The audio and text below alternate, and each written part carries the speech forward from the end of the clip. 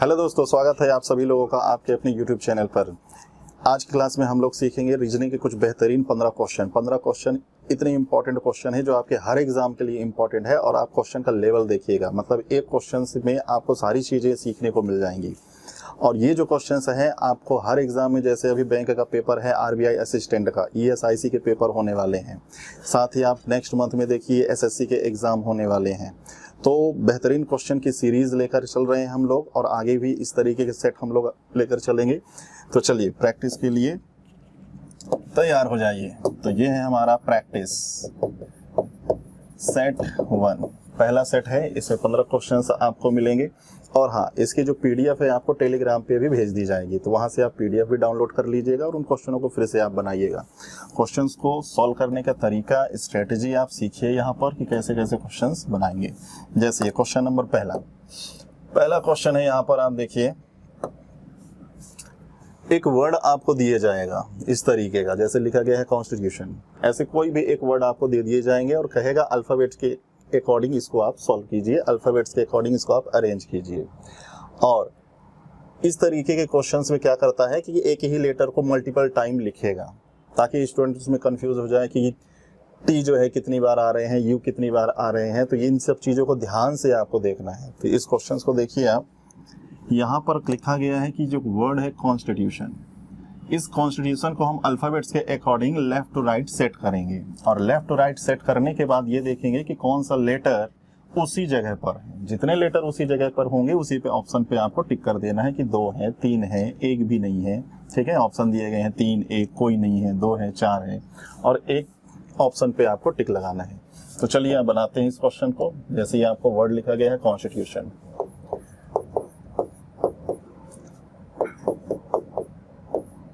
TION। ठीक, अब कोई भी लेटर ना छूटे तो इसके लिए आप क्या कर सकते हैं, इसमें प्लेस वैल्यू भी लगा सकते हैं। ठीक, और अगर आपको सारे लेटर क्लियर विजिबल है कि पहले कौन सा लेटर आएगा और कोई लेटर छूटना भी नहीं चाहिए, मल्टीपल आप देखिए, टी देखिए 3 टाइम्स है, ओ देखिए 2 टाइम्स है, तो कोई लेटर छूटे ना, इसलिए आप क्या कर लीजिए, इसमें प्लेस वैल्यू भी लगा लीजिए। ये है 3, 15, 14, 19, 20, ये है 9, फिर ये 20, 21, ये है 20, 9, 15, 14। प्लेस वैल्यू आपको जल्दी जल्दी याद होना चाहिए। अब देखिए सबसे पहला लेटर यहाँ पर कौन सा है, ये नंबर। अब आप देखिए पहला नंबर है 3 पर कौन सा है, सी, तो एज इट इज ये रखेंगे, सबसे पहला यही है। ठीक है, तो अल्फाबेट्स के अकॉर्डिंग अगर हम चलेंगे तो पहले सी आएगा, और सी ने अपना स्थान नहीं बदला है, तो मतलब एक लेटर ऐसा है जिसने अपनी स्थान नहीं बदला। इसके बाद 3 के बाद देखिए कौन सा लेटर आएगा, 9 कितने हैं यहाँ पर, 2 हैं, तो 2 टाइम्स आप लिख दीजिए आई। फिर इसके बाद देखिए 9 के बाद 14 देखिए कितने टाइम्स है, 1, 2, तो 2 टाइम्स आप लिख दीजिए एन। ठीक, तो सी के बाद अभी कोई भी लेटर ऐसा नहीं आया जो सेम एज इट इज वहीं पर आए। इसके बाद आप देखिए आगे बढ़िए 15 देखिए 1, 2 टाइम्स है, तो 2 टाइम्स ओ लिख देंगे। कोई भी लेटर अभी सेम नहीं आ रहा है।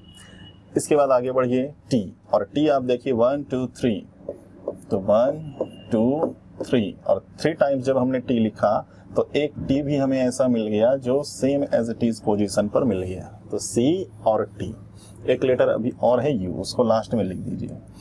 तो अल्फाबेट्स के अकॉर्डिंग जब हमने इसको अरेंज किया तो कितने लेटर जो हैं पुराने स्थान पर एज इट इज हैं, तो एक सी है और एक टी है, 2 लेटर जो है सेम पोजीशन पर हैं। तो सही आंसर आपका हो जाएगा 2, कि 2 लेटर ऐसे हैं जो अपनी पुरानी पोजीशन पर ही हैं। सही आंसर हो जाएगा। ठीक है, आइए बढ़ते हैं अपने अगले क्वेश्चन की तरफ। अगला क्वेश्चन क्या कहता है, इसको ध्यान से आप पढ़िए। अगला क्वेश्चन है, कुछ नंबर्स दिए गए हैं। ठीक है, ये कुछ नंबर यहाँ पर दिए गए हैं, 3, 9, 4, इसको मैं लिख भी देता हूँ। 3, 9, 4, 7, 5, 1, 7, 5, 1, 3 और 2। ठीक है, ये नंबर लिखा गया है। अब कहता है 4 से कम प्रत्येक अंक में, जो नंबर 4 से कम हो उसमें 2 का मल्टीपल आप कर दीजिए। ठीक है, 2 का मल्टीपल कर दीजिए। 4 से जितने भी नंबर आपको कम मिलेंगे 2 का मल्टीपल करना है। तो 4 से कम नंबर आप देखिए 3 है, 4 से कम नंबर ये है, ये है, ये है, तो इसमें कहता है 2 का मल्टीपल कर दीजिए।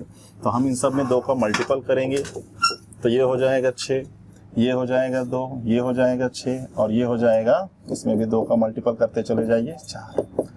तो कहता है कंडीशन कि जो 4 से कम नंबर है 2 का मल्टीपल कर दीजिए, हमने 2 का गुणा कर दिया। इसके बाद कहता है कि 4 से अधिक और 4 के बराबर प्रत्येक अंक में 3 घटाना है। ठीक है, 4 से अधिक या 4 के बराबर हो उसमें आपको 3 घटा देना है, 3 घटा देना है। ठीक, तो आइए इसमें आप 3 घटाते चले जाइए। ठीक है, इसमें आप 3 घटाते चले जाइए। तो ये 3 जब आप माइनस करेंगे तो 6, 3 माइनस कर दीजिए 1, 3 माइनस कर दीजिए 4, 3 माइनस कर दीजिए 2। तो जैसा कंडीशन बोला गया था उस तरीके से हमने पूरा काम कर लिया। अब कहता है निर्मित संख्या में कितने अंकों का दोहराव होगा। निर्मित संख्या में कितने अंकों का दोहराव हुआ। तो देखिए एक ही अंक जो मल्टीपल टाइम आ रहे हैं वो अंक 6 3 बार आ रहे हैं, 4 2 बार आ रहा है, 2 बार आ रहे हैं। तो कितने अंक जो है आपके मल्टीपल टाइम आ रहे हैं 3। तो सही जवाब हो जाएगा इसमें आपका 3। तो इस तरीके से इस क्वेश्चन को बनाना है। आइए बढ़ते हैं अगले क्वेश्चन की तरफ। अगला क्वेश्चन कुछ इस तरीके से, ये ऑर्डर बेस्ड क्वेश्चन है। ठीक है, ये एक ऑर्डर बेस्ड क्वेश्चन है। इस तरीके का क्वेश्चन हर एग्जाम के लिए इंपॉर्टेंट है। जिनका पेपर अभी ESIC या RBI बैंकिंग सेक्टर का जो पेपर दे रहे हैं, 2 से 3 नंबर का क्वेश्चन इस तरीके से आपको जरूर मिलेगा। कैसे सॉल्व करना है, इसको किस तरीके से बनाना है, ध्यान से समझिएगा। कहता है 6 लोग हैं यहाँ पर, 6 पर्सन है। ठीक है, इन 6 की हाइट डिफरेंट है। 6 की हाइट जो है डिफरेंट है। तो हमें सबसे पहले इन 6 लोगों को एक पर्टिकुलर अरेंजमेंट में बनाना होगा और इसको भी हम लाइन मेथड से बनाएंगे। ध्यान रखिएगा, बैंकिंग सेक्टर के अंदर जो एग्जाम देंगे तो उनके लिए ये ऑर्डर बेस्ड क्वेश्चन में पजल में भी बनते हैं और इन कॉन्सेप्ट का यूज सिटिंग अरेंजमेंट में भी लगाया जाता है। तो इसको हम कुछ इस तरीके से सॉल्व करेंगे, लाइन बेस्ड, इस तरीके से। जिसकी हाइट सबसे ज़्यादा है, जिसकी सैलरी सबसे ज़्यादा है, ठीक है, तो सबसे मैक्सिमम इस तरीके से, फिर उसके बाद मिनिमम, फिर मिनिमम, फिर मिनिमम, मिनिमम, मिनिमम, ऐसे बनाते चले जाइए। तो टोटल यहाँ पर कितने लोग हैं, 6 लोग। तो टोटल कितनी लाइनें बनेगी, 6 लाइन बनेगी। ठीक है, अब क्वेश्चन में हम थ्योरी को पढ़ेंगे और अपने अनुसार इसको हम बनाएंगे। देखिए तो एक्यूरेट किस तरीके से बनेगा समझते चलिएगा। पहला लाइन कहता है P जो है N से भारी है। ठीक है, P is heavier than N।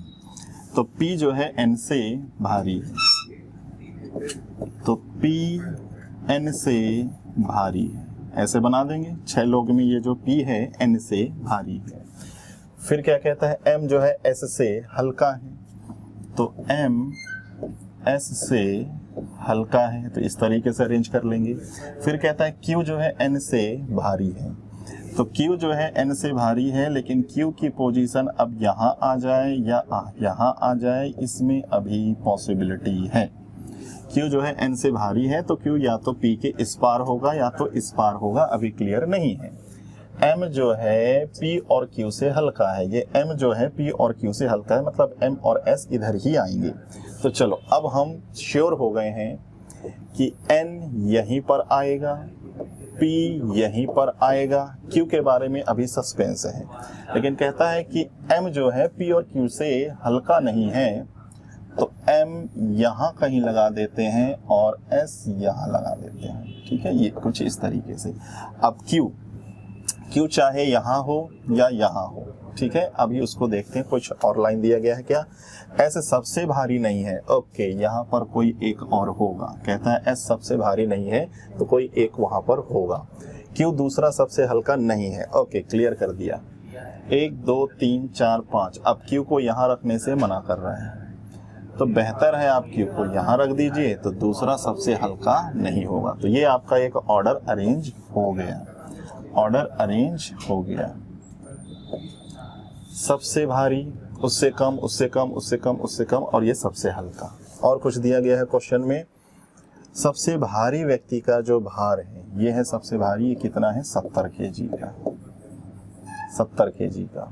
और एक पर्सन जिसका जिक्र नहीं किया गया है, SM, Q, NM, ये भी हो गए हैं। बच गया है कौन, O। तो जो बच गया है वो यहाँ पर आएगा। तो ये सीक्वेंस आपका क्वेश्चन के अकॉर्डिंग कंप्लीट हो गया है। अब इसी के बेस पे आपसे जो भी क्वेश्चंस पूछे जाएंगे उनके आंसर आप 1 बाय 1 देते जाइए। अब देख लेते हैं इसमें क्वेश्चन क्या क्या है। ठीक है, एक साथ आपको प्रैक्टिस भी रखना है तो आप टेलीग्राम पे भी जाके आप इसका PDF डाउनलोड कर लीजिएगा और पहले आप खुद से बनाइएगा। अगर आपको बन गया तो अच्छी बात है, नहीं बना और या फिर कैसे हम इसको जल्दी से जल्दी बनाएं तो फिर आप ये वीडियो पे सोल्यूशन देखिएगा। चलिए, पहला क्वेश्चन इसमें जो पूछ रहा है, कहता है कि निम्नलिखित तीसरा सबसे भारी व्यक्ति कौन है। ठीक है, ध्यान से पढ़ लीजिए। तीसरा सबसे भारी, थर्ड हैवीएस्ट पर्सन। तो टॉप से देखेंगे। ठीक है, टॉप से हम देखेंगे फर्स्ट, सेकंड और थर्ड, यहाँ पर कौन है ये हमें पता करना है। तो जरा देखिए, फर्स्ट, सेकंड, थर्ड। थर्ड पे कौन आ रहा है? एम। तो इस क्वेश्चन का सही जवाब हो जाएगा एम। इस क्वेश्चन का सही जवाब हो जाएगा एम। इसी में जो अगला क्वेश्चन दिया गया है, निम्नलिखित में कौन सा व्यक्ति सबसे हल्का व्यक्ति है, और सबसे हल्के पे आपने देखा था एन आया था। ठीक है, आप देख भी सकते हैं अरेंजमेंट में, ये देखिए एन। तो इस क्वेश्चन का आंसर हो जाएगा एन। अगला क्वेश्चन, यदि एम का वेट आपको बता रहा है कि एम का वेट अगर 60 kg है तो एस का वेट आपको पता करना है। ठीक है, कि एम अगर 60 का है, 67 का है तो एस का वेट आपको पता करना है। ठीक है, ये रहा, एम का वेट बोल रहा है 67, तो एस का वेट क्या होगा। तो जरा देखिए, एस 67 से ज़्यादा और 70 से कम, 67 से ज़्यादा 70 से कम, तो ये 68, 69, इनमें कुछ भी हो सकता है। ठीक, 68, 69, तो ये रहा आपका सही आंसर। ठीक है, और कोई क्वेश्चन है इसमें क्या? बस।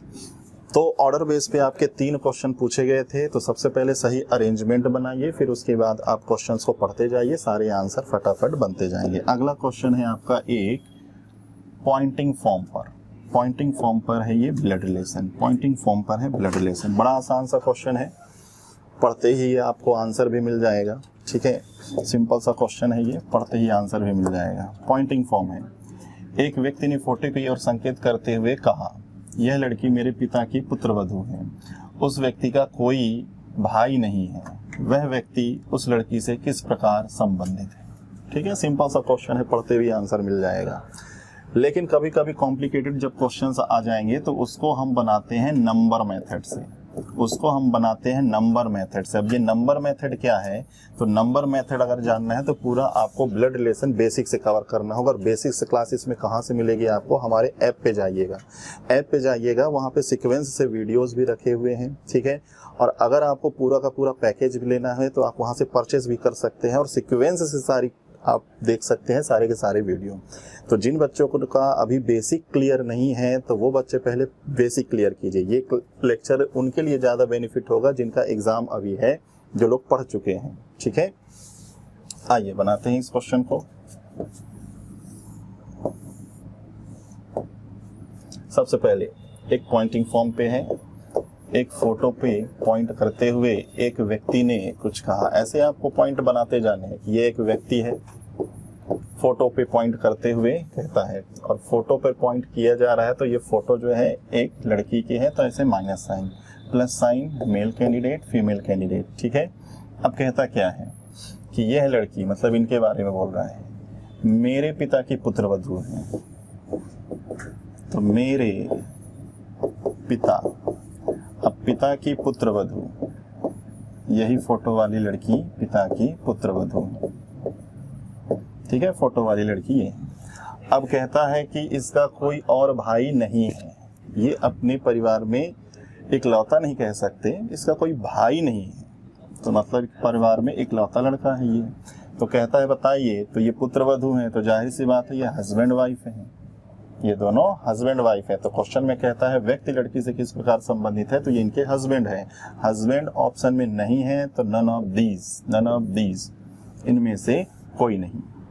आइए बढ़ते हैं अगले क्वेश्चन की तरफ। अगला क्वेश्चन आपसे पूछा जा रहा है, एक ये पैटर्न का क्वेश्चन भी कई एग्जामों में आते हैं। तो जिनका आगे अभी ESIC का पेपर है या RBI का असिस्टेंट का पेपर है, 1 नंबर का क्वेश्चन ये 100% रहेगा। इसमें आप टिक लगा लो, 100% एक नंबर का क्वेश्चन छपेगा आपके पेपर में। ठीक है, आपको ऐसा एक वर्ड दे दिया जाएगा और इसमें कहेगा कि कितने पेयर बनाए जा सकते हैं लेफ्ट राइट दोनों तरफ। ठीक है, एक नंबर का क्वेश्चन 100%, ESIC और RBI असिस्टेंट। बाकी एग्जामों में भी मिलते हैं लेकिन श्योरिटी में ले रहा हूं इस पे। चलिए देखिए बनाना कैसे है। सबसे पहले जो वर्ड दिए गए हैं उनको आप लिख लीजिए ऐसे, V, then A, then L, then U, then A, T, I, O और ये लास्ट में है N। अब इसमें हमको बनाना है पेयर, और जल्दी से जल्दी अगर पेयर बनाना है तो वही काम कीजिए, प्लेस वैल्यू रख लीजिए। यह है 22, 1, 12, 21, 1, 20, 9, 15, 14। हमने प्लेस वैल्यू लिख लिया। अब अल्फ़ाबेट्स को भूल जाओ, अब गिनती गिनो, गिनती में कौन सही जगह पर फिट हो रहा है। तो देखिए जरा यहाँ पर 14 के बाद आता है 15, 14 के बाद आता है 15, तो ये पेयर नंबर 1 हो गया। इसके बाद नंबर गिनिए, जो सही जगह पर फिट हो जाए वो आपका एक पेयर होगा। इसके बाद 9, 10, 11, 12 नहीं बनेगा, 1 से भी नहीं बनेगा, 14, 15, 16, 17, 18, 19, 20, 21, 22 ये बन जाएगा। 14 से 22 को आप गिनिए, बिल्कुल सही जगह पर आएगा। ऐसे ही 15, 16, 17, 18, 19, 20, 21, 22, 15 से भी आप काउंट कीजिए, ये भी सही जगह पर आ जाएगा। तो ये पेयर नंबर 2 हो जाएगा, पेयर नंबर 3 हो जाएगा, बीच में नहीं बनेंगे। तो 3 पेयर यहाँ पर बन रहे हैं, सही जवाब हो जाएगा 3। तो इस क्वेश्चन का सही आंसर हो जाएगा 3। ठीक है, बढ़ते हैं अगले क्वेश्चन की तरफ। अगला क्वेश्चन है आपका एक ऑर्डर रैंकिंग पर। तो अभी हमने जो ऑर्डर पर क्वेश्चंस बनाए उसी पर एक ये क्वेश्चन होता है रैंकिंग। रैंकिंग एक लाइन पे, ये एक लाइन है, पंक्ति है, कतार है। इस पर सिचुएशन के अकॉर्डिंग बोलेगा कि कोई पर्सन है, लेफ्ट से है, राइट से है, फिर टोटल बताइए, मिड बताइए। हालांकि इस क्वेश्चन में आपसे पूछ रहा है पंक्ति में कुल कितने हैं, टोटल पूछ रहा है। ठीक है, तो सबसे पहले क्वेश्चन में क्या क्या दिया है वो हम समझ लेते हैं। कोई एक पर्सन है राम, राम की पोजीशन लेफ्ट एंड से हमें दी गई है 23। फिर इसके बाद एक पर्सन है अमन, इसकी पोजीशन हमें राइट एंड से दी गई है 25, और कहता है इन दोनों के बीच में, ठीक है, राम और अमन के मध्य में 7 व्यक्ति हैं।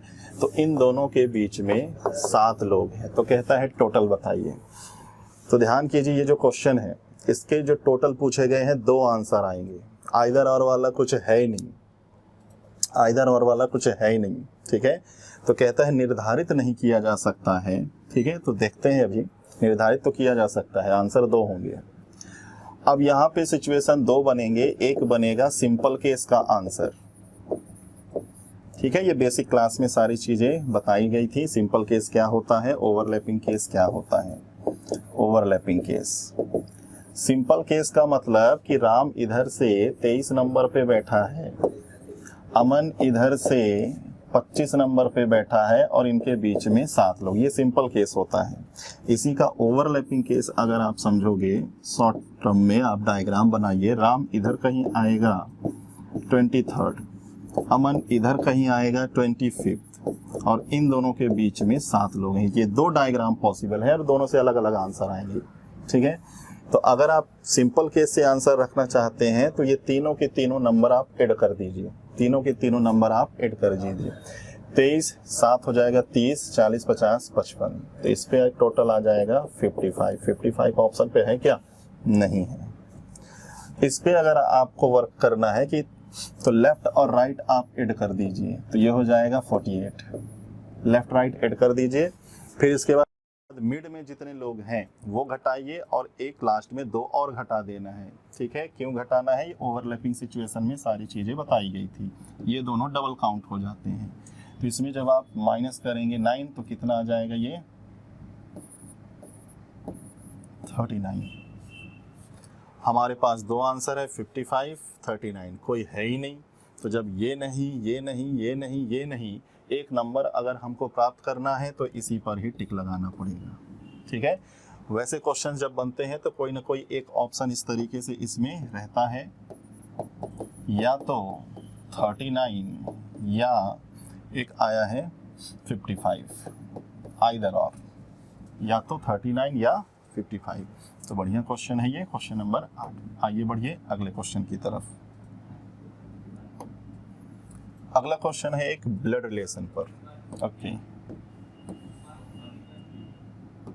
ध्यान पूर्वक पहले आप समझ लीजिए। ए क्रॉस डी, जब दो लोगों के बीच में क्रॉस है तो ध्यान से समझिए कि D is sister.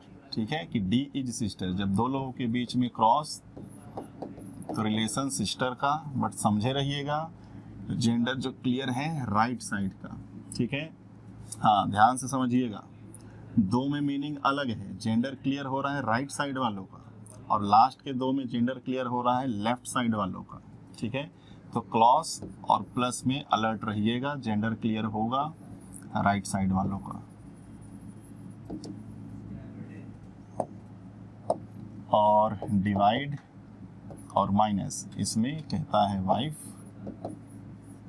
A is wife और ब्रदर। ठीक है, आइए अब क्वेश्चन बनाते हैं। क्वेश्चन में कहता है आपको पता करना है के is mother of P. In option में कौन से ऑप्शन में के जो है पी की मम्मी है? के इज मदर ऑफ पी। तो कैसे सॉल्व करना है देखिए, जे माइनस में के divide by P plus L. तो जरा देखिए डिवाइड का मीनिंग क्या है। तो डिवाइड का मीनिंग ए इज वाइफ, तो यहाँ पर के जो है पी की वाइफ है।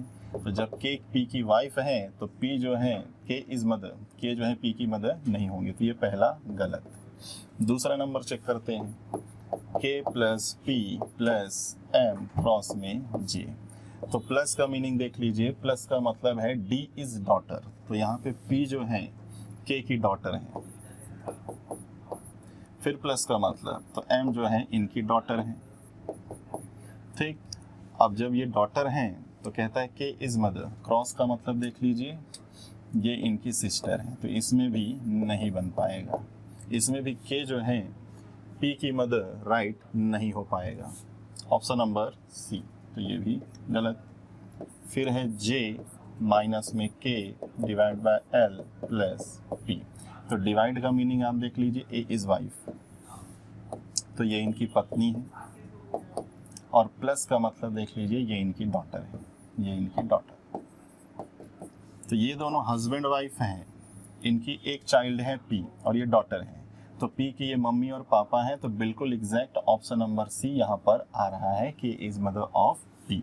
ठीक है, तो ऑप्शन नंबर सी आपका सही जवाब हो जाएगा। आइए बढ़ते हैं हम लोग अपने अगले क्वेश्चन की तरफ। अगला क्वेश्चन पढ़िए क्या बोला गया है इसमें, कि कुछ संख्या यहाँ पर दिया गया है 8 1 5 4, उसको हम यहाँ पर लिख लेते हैं।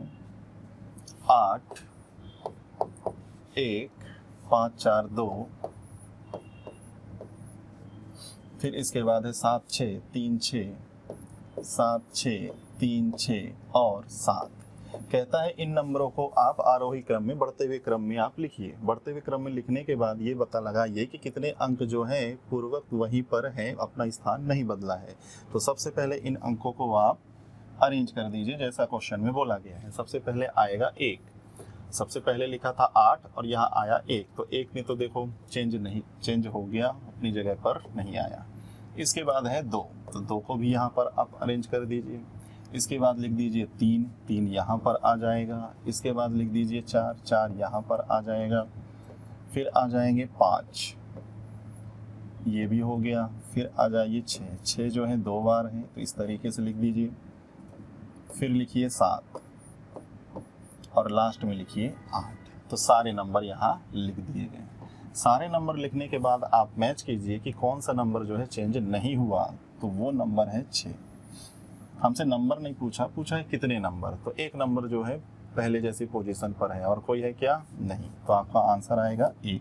तो आप टिक लगा दीजिए 1, सही जवाब है 1। अगले क्वेश्चन की तरफ। अगला क्वेश्चन जो लिया गया है एक सिटिंग अरेंजमेंट पर बेस्ड है। सिटिंग अरेंजमेंट क्या कहता है, किस तरीके से क्वेश्चंस को सॉल्व करना है, अच्छे से पहले इसको रीड आउट कर लेते हैं। चलिए, कहता है यहाँ पर कि 7 लोग हैं, 7 पर्सन, ठीक है। 7 लोग हैं ABCDEF G, ठीक है। 7 लोग हैं, एक सर्कल पर हमें इनको अरेंज करना है इस तरीके से सर्कल पर।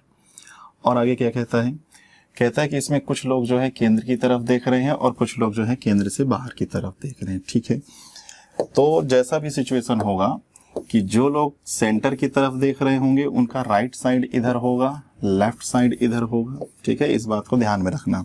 और जो लोग सेंटर से बाहर की तरफ देख रहे हैं ऐसे, तो राइट साइड उनका इधर चलेगा और लेफ्ट इधर चलेगा। इस बात का विशेष ख्याल रखना। ये सारी की सारी चीजें हमने आपको डायरेक्शन जब पढ़ाया था उस पर क्लियर किया था। ठीक है, तो जिन लोगों को इसमें डाउट है तो पहले वो बेसिक सीखें कि बेसिक डायरेक्शन में कैसे लेफ्ट राइट होता है हर दिशा के अकॉर्डिंग। ठीक है, तो बेसिक बहुत जरूरी है। आइए, सीटिंग अरेंजमेंट के क्वेश्चन को जल्दी से जल्दी सॉल्व करना है। तो मैंने कहा था कि जो आपको थ्योरी दिया गया है उसका एक शॉर्ट फॉर्म क्रिएट कीजिए, थ्योरी को पढ़ते जाइए और कुछ ऐसा शॉर्ट फॉर्म बना लीजिए। कैसा शॉर्ट फॉर्म? देखिए, पहला लाइन हमने पढ़ा कि डी बी के दाएं तीसरे स्थान पर बैठा है। ठीक है, डी जो है बी के दाईं तरफ, तो हमने बना लिया बी के दाईं तरफ 1, 2 और ये 3। तो डी बी के दाएं तीसरा है। फिर कहता है ई डी के ठीक बाएं है, डी के ठीक बाईं तरफ बैठा हुआ है ई। तो ये हमने दूसरा थ्योरी पढ़ा और ऐसे शॉर्ट फॉर्म बनाते चले गए। बी और जी के बीच में 2 लोग हैं, तो हमने बनाया बी और जी के बीच में 2 लोग हैं, कुछ इस तरीके से ड्रॉ कर लिया। फिर इसके बाद पढ़िए ए सी का निकटतम पड़ोसी है, मतलब ए और सी जो हैं पड़ोसी हैं। एक बॉक्स में पैक कर दीजिए, मतलब ये दोनों नेबर पड़ोसी। नेक्स्ट, ए एफ के दाएं तीसरे स्थान पर है, तो एफ के दाईं तरफ तीसरे नंबर पर 1, 2 और तीसरे स्थान पर है ए। फिर इसके बाद कहता है जी के निकटतम पड़ोसी एक दूसरे के विपरीत दिशा की ओर है, तो जी के 2 पड़ोसी हैं, एक दाईं तरफ बैठा होगा, एक बाईं तरफ, और दोनों का फेस अपोजिट है। फेस अपोजिट है, दोनों का फेस अपोजिट है। और क्या इंफॉर्मेशन है? जी केंद्र की ओर देख रहा है। चलिए, एक हमको इंफॉर्मेशन दे दिया कि जी का जो फेस है वो सेंटर की तरफ है, केंद्र की तरफ देख रहा है। ना तो जी ना सी डी के समान दिशा की ओर उन्मुख है। ठीक है, कहता है जी और सी ये दोनों डी के अपोजिट फेस पर हैं, अपोजिट फेस पर हैं। ठीक है, तो डी जिधर भी देख रहा होगा उसके अपोजिट जी और सी है। और अभी इसने कहा कि जी जो है सेंटर की तरफ देख रहा है, तो इससे एक बात क्लियर होता है कि सी भी सेंटर की तरफ देख रहा होगा। और जब ये दोनों सेंटर की तरफ देख रहे हैं तो डी जो है सेंटर से बाहर की तरफ देख रहा होगा। तो थ्योरी ध्यान से पढ़िए, कुछ ना कुछ क्लूज वहां पर दिए रहते हैं। और 4 से अधिक व्यक्ति केंद्र की ओर उन्मुख नहीं है, तो ध्यान रखिएगा 4 लोग जो हैं सेंटर की तरफ हैं, तो बचे 3 लोग जो हैं सेंटर से बाहर की तरफ हैं। तो थ्योरी से हमें जितनी इंफॉर्मेशन दी गई थी अच्छे से हमने रीड कर लिया, अच्छे से हमने रीड आउट कर लिया। अब हमें अगेन थ्योरी नहीं पढ़ना है, अब हमें सिर्फ और सिर्फ क्वेश्चंस को बनाते चले जाना है। ठीक है, तो जितनी इंफॉर्मेशन दी गई थी हमने कुछ इस तरीके से शॉर्ट फॉर्म क्रिएट कर लिया। अब जब भी इस तरीके का क्वेश्चन आप सॉल्व कर रहे हैं तो तुरंत एक सर्कल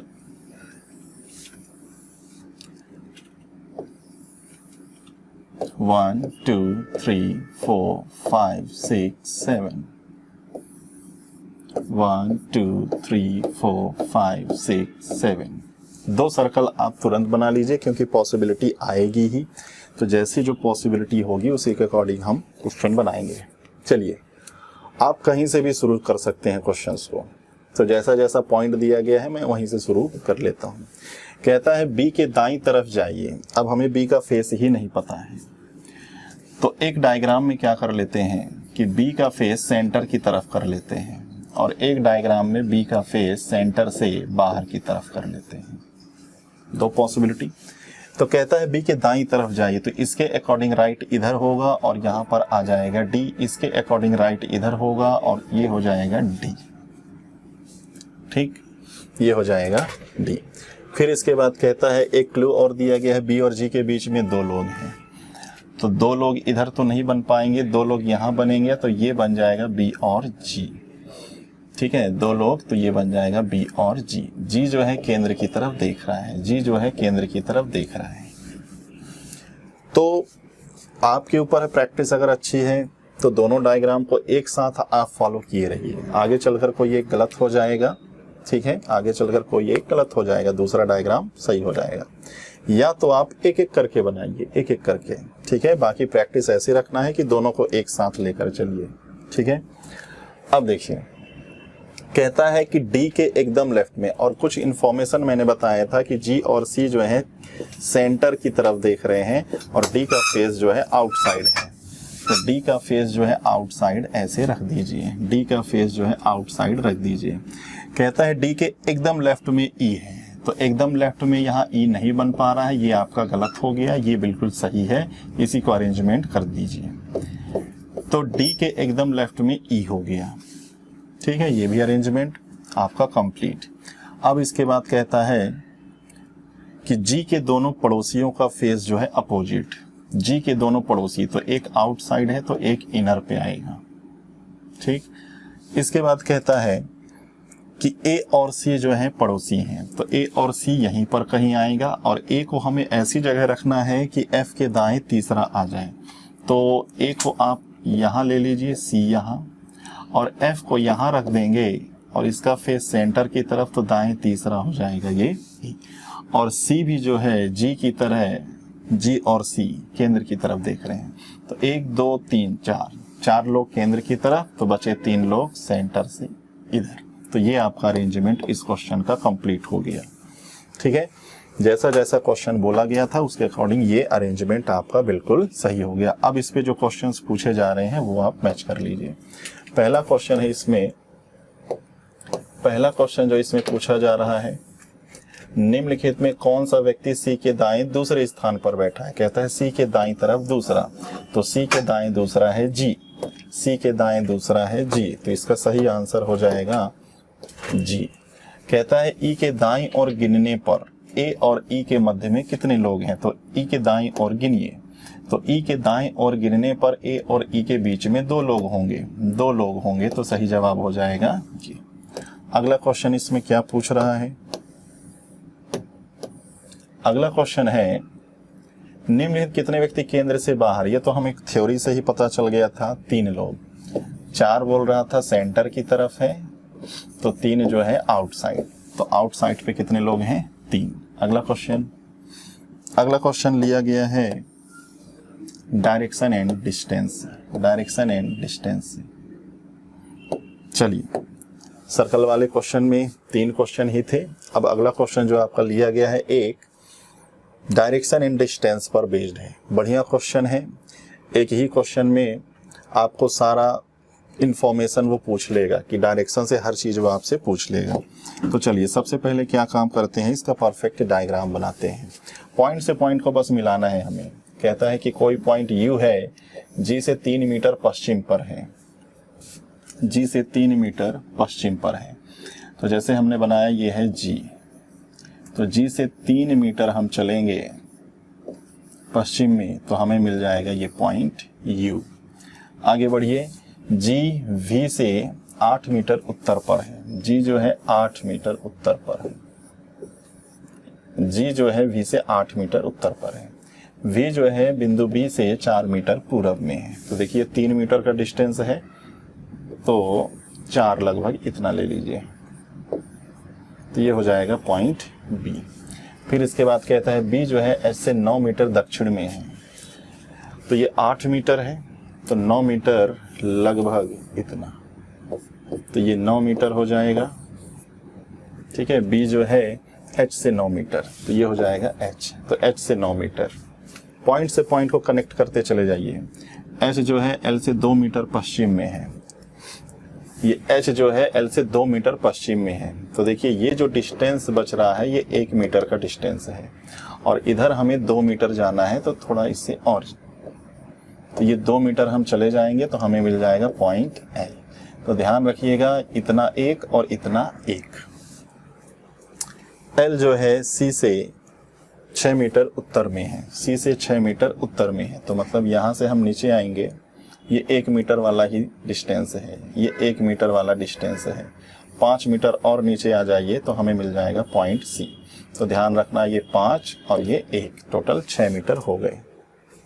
सी एम से 7 मीटर पूरब में है। सी जो है एम के 7 मीटर पूरब में है। एम से 7 मीटर ईस्ट में चलेंगे तो मतलब एम कहीं इधर होगा 7 मीटर। ठीक है, तो 7 मीटर जो आप अरेंज करेंगे लगभग इतना बना लेते हैं। इनके बीच की दूरी ध्यान रखना 7 मीटर। अब देखिए ध्यान से, यहां से यहां तक का जो डिस्टेंस है आपका ये पूरा, ठीक है, यहां से यहां तक का डिस्टेंस है 2 और यहां से यहां तक का आपका पूरा हो जाएगा 4। ठीक है, 5 हो जाएगा, 5 और 2 7। तो चलिए क्वेश्चन क्या क्या पूछा है वो सॉल्व करते हैं। क्वेश्चन जैसा बोला गया था हमने डायग्राम ड्रॉ कर दिया कि कौन कहां पर कितनी दूरी पर है। अब क्वेश्चन पढ़ते हैं, उसके अकॉर्डिंग सॉल्व करेंगे किन के बीच की दूरी पूछ रहा है। तो इसी में आइए पहला क्वेश्चन।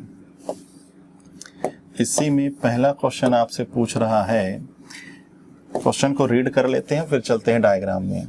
U और M के बीच की न्यूनतम दूरी, U और M के बीच की न्यूनतम दूरी, U और M, तो ये रहा U, ये रहा M, इनके बीच की न्यूनतम दूरी, तो वो पाइथागोरस पर ही सॉल्व होगा। पाइथागोरस, ये हाइपोटेनस हो जाएगा, यहां से यहां तक आप मिला दीजिए, ये डिस्टेंस पता कर लीजिए और यहां से यहां तक इतना सा डिस्टेंस। तो ये डिस्टेंस मैंने अभी आपको बता दिया था, ये 5 है तो ये भी 5। ठीक है, अब यहां से लेके यहां तक का डिस्टेंस क्या होगा, तो 7 मीटर में 1 मीटर देखिए ये हटा दीजिए तो बचेगा ये केवल 6। तो पाइथागोरस लगा दीजिए √6 का स्क्वायर और 5 का स्क्वायर, ये हो जाएगा 36 और ये हो जाएगा 25, ये हो जाएगा 61। ठीक है, तो ये रूट पे ही रह जाएगा। √61 पे कोई ऑप्शन है क्या, तो बिल्कुल ये एक ऑप्शन है, यही आपका सही आंसर हो जाएगा √61। इसके बाद अगला क्वेश्चन क्या है, इसमें V के अकॉर्डिंग हमें देखना है C किस दिशा में दिख रहा है, हमें V से देखना है C किस दिशा में दिख रहा है। तो जरा देखिए V से, ये रहा V, तो V के अकॉर्डिंग C जो हमें दिख रहा है नॉर्थ वेस्ट, नॉर्थ वेस्ट, तो इसका सही आंसर आ जाएगा नॉर्थ वेस्ट, नॉर्थ वेस्ट सही आंसर आ जाएगा। तो ये रहे 15 क्वेश्चन, 15 बेस्ट क्वेश्चन जो आपकी प्रैक्टिस के लिए काफ़ी इंपॉर्टेंट रहेगा। इन क्वेश्चनों को आप फिर से बनाइए, बार बार बनाइए और इसमें स्पीड लाइए। ध्यान रखिएगा सबसे इंपॉर्टेंट है स्पीड लाइए। ये सारे क्वेश्चंस आपको टेलीग्राम चैनल पर मिल जाएंगे, आप हमारे टेलीग्राम चैनल को ज्वाइन कर लीजिए। एम कैरियर प्लस, टेलीग्राम पे आप सर्च कीजिएगा M career plus, M career plus, ये हमारा टेलीग्राम चैनल इस नाम से है, इसको आप ज्वाइन कर लीजिए। वहाँ पे आपको सारे अपडेट मिलता रहेगा। मैथ्स की भी प्रैक्टिस आती रहेगी, इंग्लिश की भी प्रैक्टिस, जीएस की भी प्रैक्टिस, जितने भी इंफॉर्मेशन है सब आपको टेलीग्राम पर मिलता रहेगा। कब कौन सी पीडीएफ आनी है, कब कौन सी क्लास आनी है, सारी जानकारी यहाँ मिलता रहेगा। चलिए, थैंक यू।